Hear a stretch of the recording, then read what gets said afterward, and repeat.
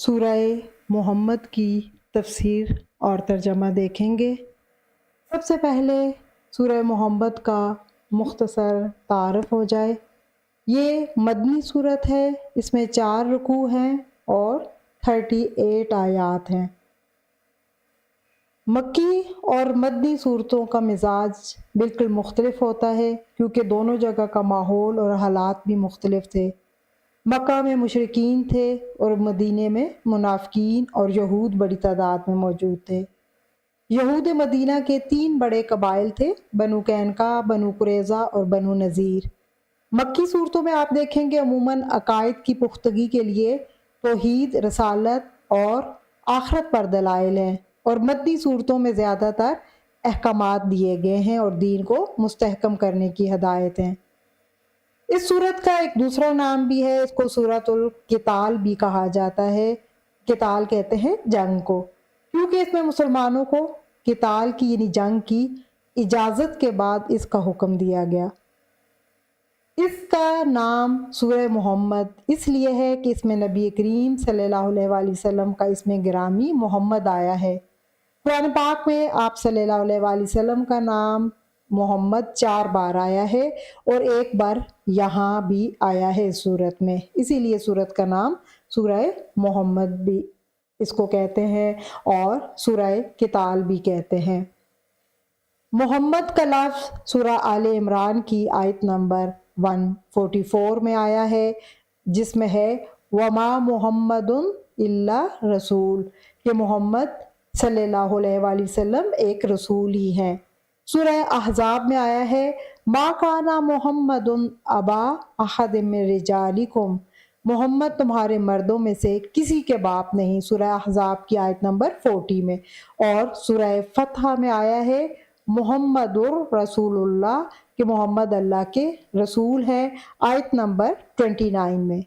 اس سے پیچھے جو ہم نے صورتیں پڑھی وہ مکی صورتیں تھیں، یہاں سے مدنی صورتوں کا آغاز ہو رہا ہے، جس میں سورہ محمد، سورہ فتح، سورہ حجرات یہ مدنی صورتیں ہیں، اور تینوں صورتوں کا چونکہ مضمون آپ صلی اللہ علیہ وسلم پر ایمان، آپ کی اطاعت، آپ کا ادب اور تعظیم ہے۔ ان تینوں صورتوں کا آپ دیکھیں گے مضمون جو ہے وہ ملتا جلتا ہے۔ سورہ محمد کا نزول 2 ہجری میں جنگ بدر سے پہلے ہوا۔ حکمت یہ تھی کہ مسلمانوں میں جہاد اور انفاق فی سبیل اللہ کا جذبہ ابھارا جائے۔ سورہ احقاف مکی دور کے آخری زمانے میں اور سورہ محمد مدنی دور کے بالکل شروع کی ہے، یعنی دونوں صورتوں میں زمانے کا آپ دیکھیں گے تو قرب موجود ہے، ایک پر ایک دور ختم ہو رہا ہے اور دوسرے پہ دوسرے دور کا آغاز ہو رہا ہے۔ مکی دور میں آپ کو پتہ ہے سخت مشکلات کا سامنا رہا، لیکن اللہ تعالیٰ نے مسلمانوں کو صبر کا کہا اور کہا کہ اپنے ہاتھ ابھی روک کر رکھنے ہیں، ابھی آپ نے کافروں کو کچھ نہیں کہنا اور اپنا کام کرتے رہنا ہے۔ پھر جب مسلمان ہجرت کر کے مدینے آ گئے تو وہاں پر بھی اہل مکہ جو ہے وہ مسلمانوں کو چین سے تو نہیں رہنے دے رہے تھے، پیچھا کر رہے تھے، بار بار وہ مدینے کا رخ کرتے تھے اور مسلمانوں کو تنگ کرتے تھے۔ تو یہاں پر اللہ تعالیٰ نے اب جب جنگ بدر کا موقع آ گیا اور مسلمانوں کو اب جنگ کی اجازت ملی، تو پھر اللہ تعالیٰ نے سورہ حج میں یہ جب آیت آئی، سورہ حج میں آیت نمبر 39، کہ جن لوگوں سے لڑائی کی جاتی ہے انہیں جہاد کی اجازت دے دی گئی ہے، اس لیے کہ یقیناً ان پر ظلم کیا گیا ہے اور یقیناً اللہ ان کی مدد پر قادر ہے۔ اور سورہ بقرہ کی آیت نازل ہوئی آیت نمبر 190، اور تم اللہ کی راہ میں ان لوگوں سے لڑو جو تم سے لڑتے ہیں اور تم زیادتی نہ کرو، بے شک اللہ زیادتی کرنے والے کو پسند نہیں کرتا۔ تو اب یہاں اس صورت میں جو ہے آپ دیکھیں اللہ تعالیٰ نے جب مسلمانوں کو جنگ کی اجازت دے دی، تو اس کے بعد اب ہم دیکھتے ہیں اس صورت کا سب سے پہلے لفظی ترجمہ آیت نمبر 1 سے سٹارٹ کرتے ہیں اور اس کے بعد اس کی تفسیر دیکھتے ہیں۔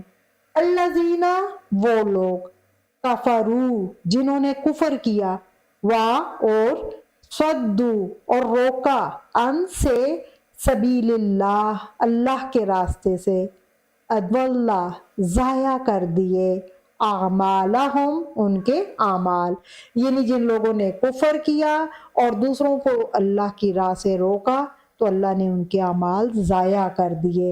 یعنی جن لوگوں نے کفر کیا اور دوسروں کو اللہ کی راہ سے روکا، یعنی جنہوں نے اللہ کا، رسول کا، قرآن کا انکار کیا اور اللہ کا دین جو نبی کریم صلی اللہ علیہ وآلہ وسلم لے کر آئے تھے خود بھی انہوں نے قبول نہیں کیا، اور دوسروں کو بھی ہر طریقے سے انہوں نے کوشش کی کہ ان کو روکا جائے، تو اللہ تعالیٰ کیا کہتے ہیں؟ ان کے اعمال ضائع ہو گئے۔ اضل اعمالہم، اللہ نے ان کے اعمال ضائع کر دیے، ان کے اعمال گم ہو گئے۔ کیوں؟ اللہ کے راستے سے روکنے اور رکنے کی وجہ سے، انکار کی وجہ سے ان کے اعمال بیکار ہو گئے۔ ان کے کون سے اعمال ضائع ہوئے؟ یہ دو طرح کے ہو سکتے ہیں۔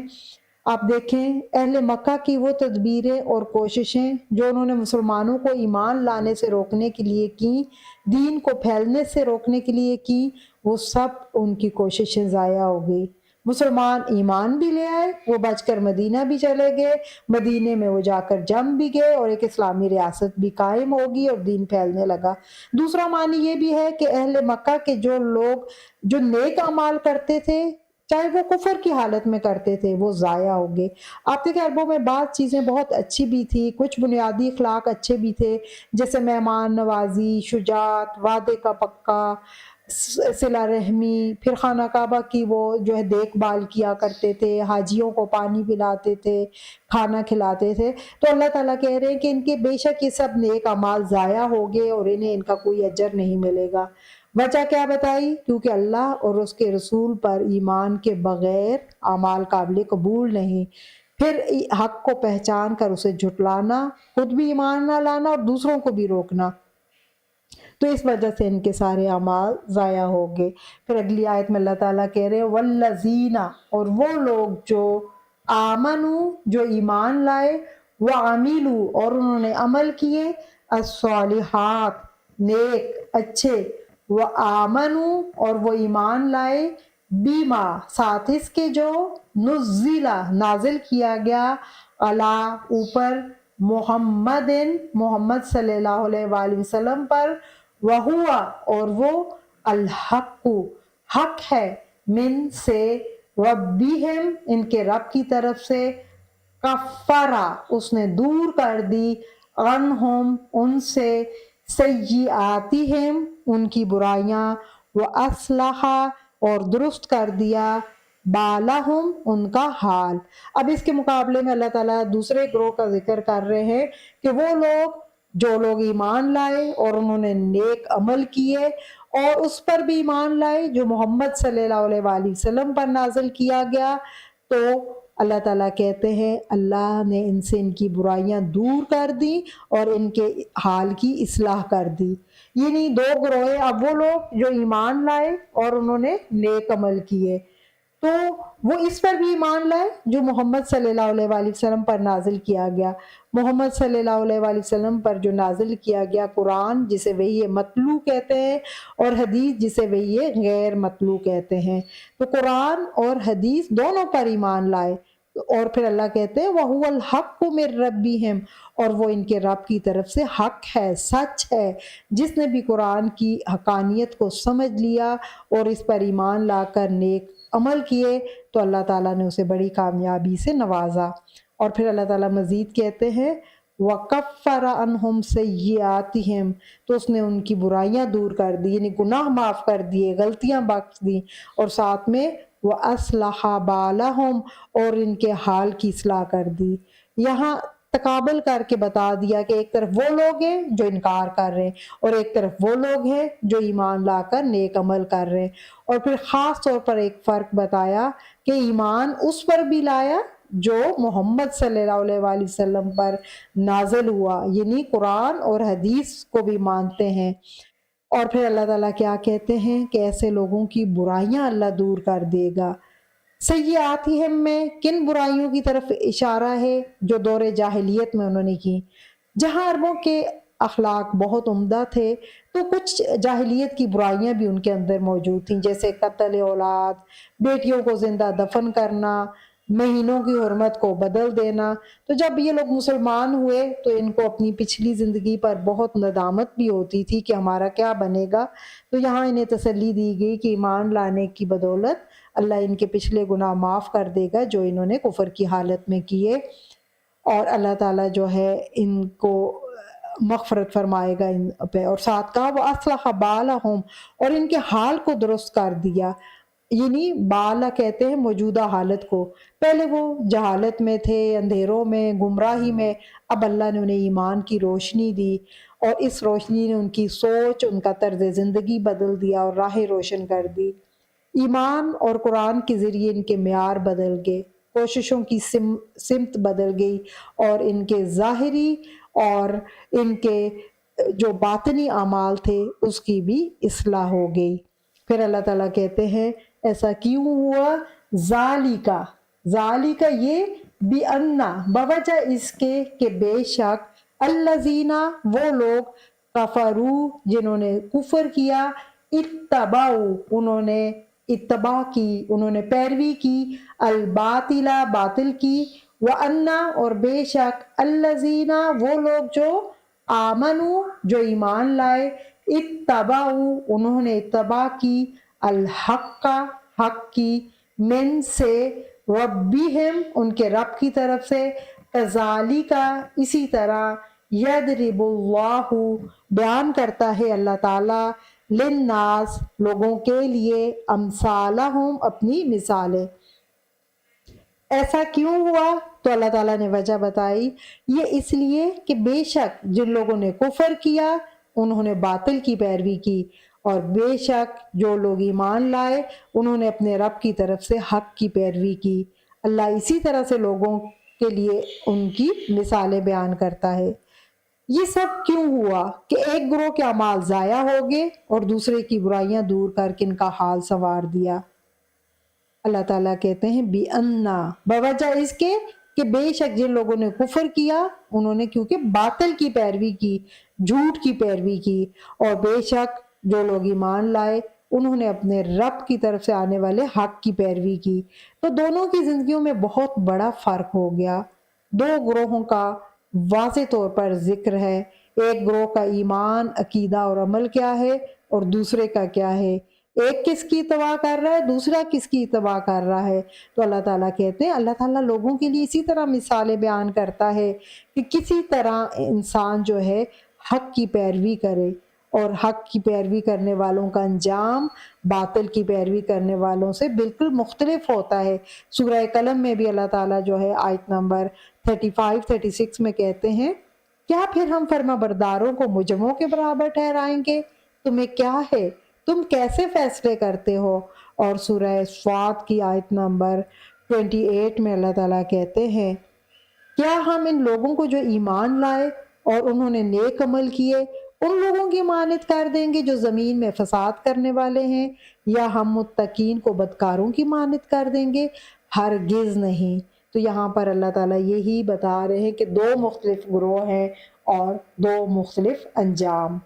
پھر اللہ تعالیٰ کہتے ہیں فَإِذَا پھر جب لَقِيتُم ملاقات کرو تم، الَّذِينَ ان لوگوں سے، کفروا جنہوں نے کفر کیا، فَضَرْبَ تو مارنا ہے، الرِّقَابِ گردنوں کا، حتیٰ یہاں تک کہ اِذَا جب أَثْخَنْتُمُوهُمْ خوب سختی کرو تم ان سے، فَشُدُّوا پھر پکا کرو، الوثاق بندھن کو، فَإِمَّا پھر خواہ، مَنًّا احسان کرو، بعدو اس کے بعد، وَإِمَّا اور خواہ، فِدَاءً فدیہ لو، حتیٰ یہاں تک کہ تَضَعَ رکھ دے یا ڈال دے، الحرب جنگ، اوزارہا اپنے اوزار اپنے ہتھیار، ذالک یہ بات، ولو اور اگر، یشاء اللہ چاہتا اللہ، لن تصرا البتہ بدلہ لے لیتا، منہم ان سے، ولیکن اور لیکن، لیبلوا تاکہ وہ آزمائے، بعضکم تم میں سے بعض کو، ببعض ساتھ بعض کے، والذین اور وہ لوگ، قتلوا جو مارے گئے، فی سبیل اللہ اللہ کے راستے میں، فلن تو ہرگز نہیں، یضل وہ ضائع کرے گا، आमालहुम, आमाल उनके। अब यहाँ पे इस आयत में अल्लाह ताला कहते हैं जब तुम जिहाद में उन लोगों से मिलो जिन्होंने कुफर किया है तो उनकी गर्दनें मारो, हत्ता कि जब तुम इन्हें खूब कत्ल कर चुको तो फिर कैदियों को बेड़ियों में मजबूती से बांधो, फिर इसके बाद इन पर एहसान करना है तो एहसान करो, या फिर फिदिया लेना है तो फिदिया ले लो। अब यहाँ पे चूंकि जंग की इजाज़त मिल चुकी थी तो यहाँ से जंग का मकसद और अब अल्लाह ताला तरीका बता रहे हैं कि असल मकसद तो दुश्मन की जंगी ताकत का तोड़ है और इनके कुफर का जोर तोड़ना है। इसके लिए मंदरजा झेल हदायत अल्लाह ताला ने दी है कि जब तुम इन लोगों से मिलो जिन्होंने कुफर किया है तो इनकी गर्दनें मारो। चूंकि काफिर बार बार मुसलमानों पर हमला करते थे और बदर का मौका आ गया तो मुसलमानों से कहा जा रहा है कि दौरान जंग काफिरों से मिलो तो इनकी गर्दनों पे मारना है। अब तुम्हारा असल हदफ यह है कि दुश्मन की जंगी ताकत और कुफर की कमर तोड़नी है। जंग का असल मकसद कुफर का जोर कम करना है ताकि इस्लाम गालिब आ जाए। नबी करीम सल्लल्लाहु अलैहि वसल्लम ने फरमाया, लोगों दुश्मन से भिड़ने की आरजू ना करो और अल्लाह से आफियत मांगो, लेकिन अगर भिड़ जाओ तो फिर साबित कदम रहो और जान लो जन्नत तलवारों के साए तले है। सही बुखारी। अल्लाह ताला कहते हैं हत्ता इज़ा असखनतुमूहुम, यहाँ तक कि तुम खूब खून रेजी कर चुको। इसका मादा सा खा नून है, बामानी किसी चीज़ को उठाकर उसके वज़न का अंदाज़ा करना, यानी खूब अच्छी तरह से जो है वो काफरों को मार लो, उनको ख़त्म कर लो।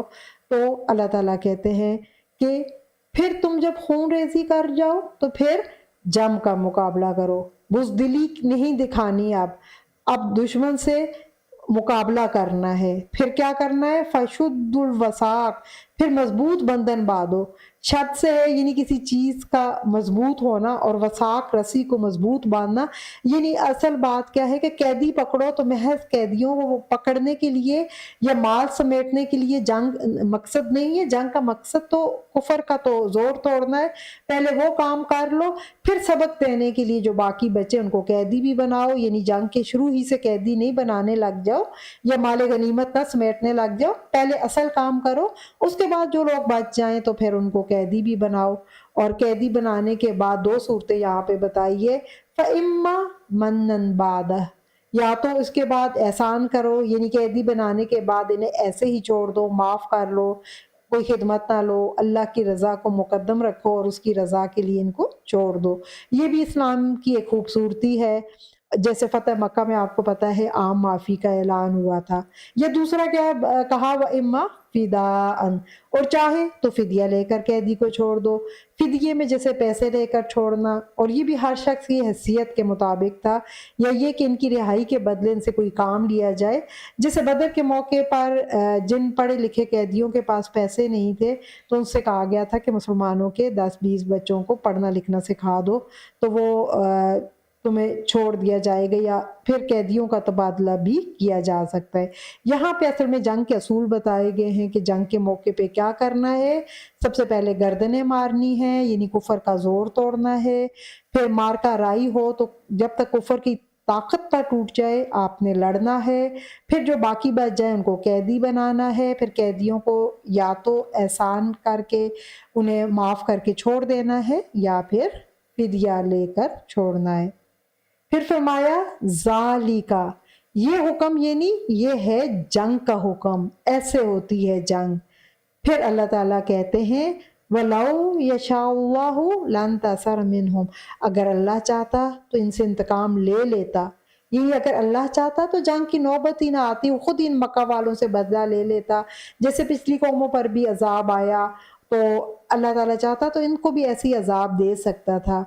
लेकिन अल्लाह ताला कहते हैं लियब्लुवा बादकुम बिबाद, लेकिन अल्लाह ने तुम्हें ये हुक्म इसलिए दिया कि तुम्हें बाज को बाज से आजमाए।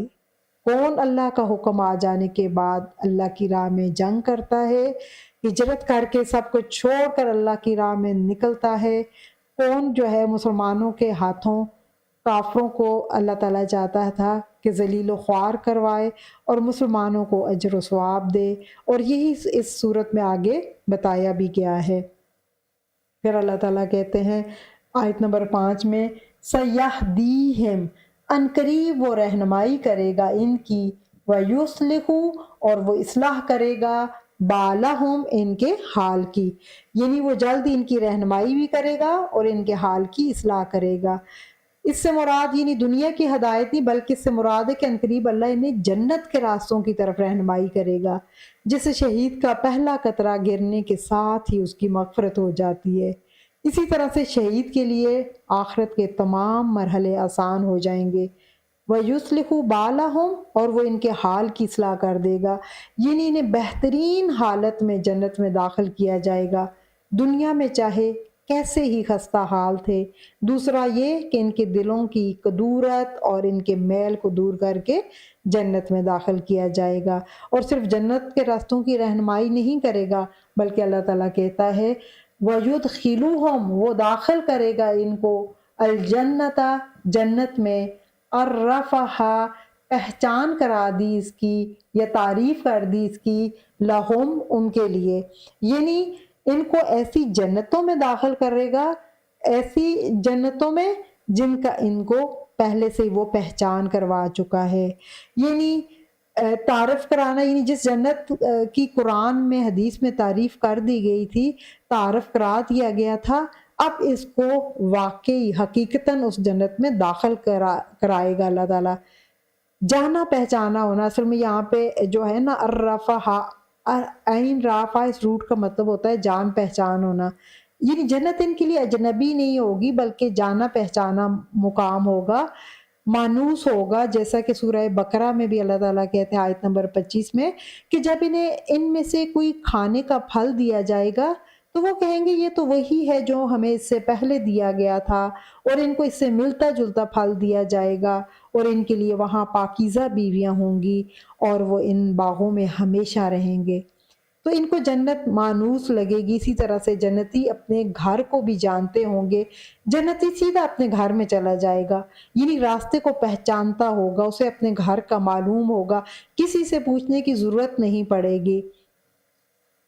اسی لیے ایک حدیث میں آتا ہے کہ حضرت ابو سعید خدری بیان کرتے ہیں کہ نبی کریم صلی اللہ علیہ وآلہ وسلم نے فرمایا مومن آگ سے بچ کر نکلیں گے تو انہیں ایک پل پر روک لیا جائے گا جو جنت اور آگ کے درمیان ہے، پھر انہیں ایک دوسرے سے ان زیادتیوں کا قصاص دلایا جائے گا جو دنیا میں ہوئیں، یہاں تک کہ جب وہ خوب صاف ستھرے ہو جائیں گے تو انہیں جنت میں داخل ہونے کی اجازت دی جائے گی۔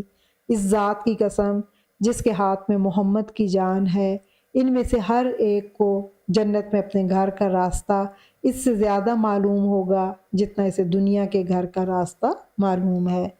پھر اس کے بعد اللہ تعالیٰ کہتے ہیں یا ایھا الذین، اے لوگو، آمنو، جو ایمان لائے ہو، ان، اگر، تنصرو، تم مدد کرو، اللہ تعالیٰ کی، ینصرکم، وہ مدد کرے گا تمہاری، ویثبت، اور وہ جما دے گا، اقدامکم، تمہارے قدموں کی۔ اب یہاں پہ اللہ تعالیٰ کہہ رہے ہیں اے ایمان والو، تم اگر اللہ کی مدد کرو گے تو اللہ تمہاری مدد کرے گا اور تمہارے قدم ثابت رکھے گا۔ اللہ کی مدد کیسے کی جاتی ہے؟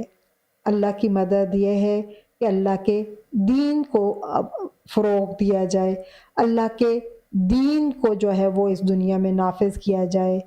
اللہ اپنے دین کی مدد کا سبب اپنے مومن بندوں کو ہی بناتا ہے، اور اہل ایمان سے اللہ تعالیٰ سورہ صف میں فرماتے ہیں، سورہ صف کی آیت نمبر 14 میں، اے ایمان والو، تم اللہ کے مددگار ہو جاؤ، جیسے عیسیٰ ابن مریم نے حواریوں سے کہا تھا اللہ کی طرف میرا مددگار کون ہے؟ حواریوں نے کہا ہم اللہ کے مددگار ہیں۔ پھر بنی اسرائیل میں سے ایک گروہ ایمان لایا اور دوسرے گروہ نے کفر کیا، تو ہم نے ان لوگوں کو جو ایمان لائے ان کے دشمنوں پر قوت دی تو وہ غالب ہو گئے۔ تو یہاں پر اللہ کی مدد سے مراد اللہ کے دین کی مدد کرنا، اللہ کے دین کو غالب کرنا۔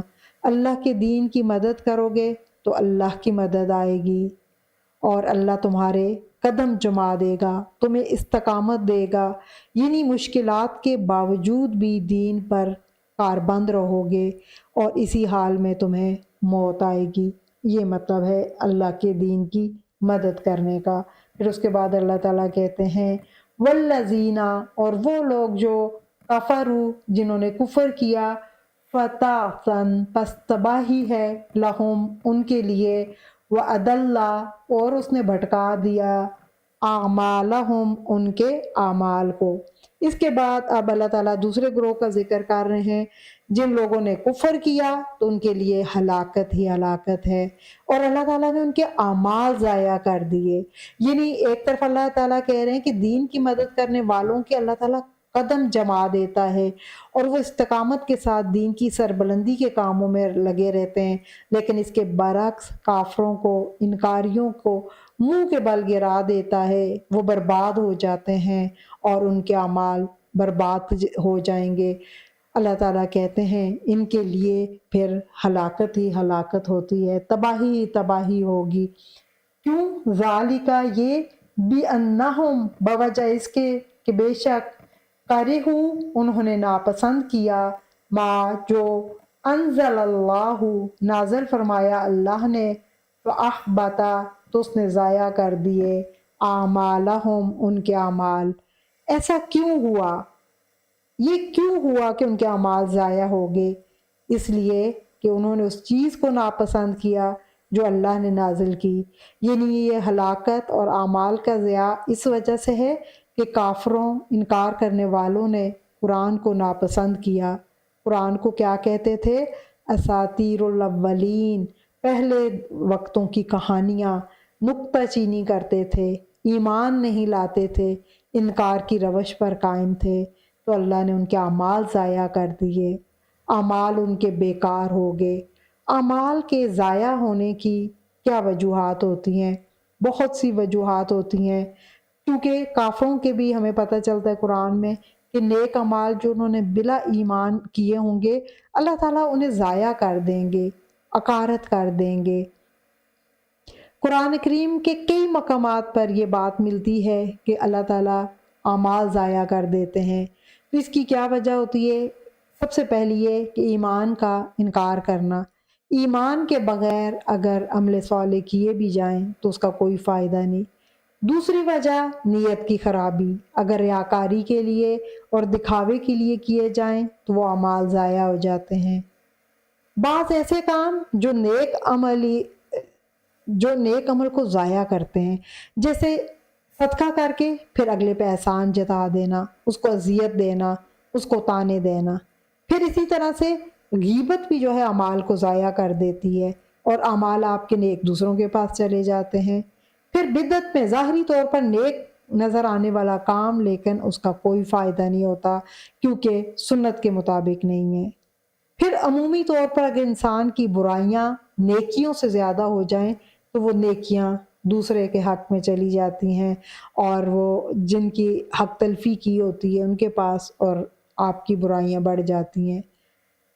اس سے پتہ چلتا ہے کہ ہمیں نیک عمل کرنے کے بعد بہت زیادہ احتیاط کرنے کی ضرورت ہے۔ نیک عمل کرنے کے بعد ان کو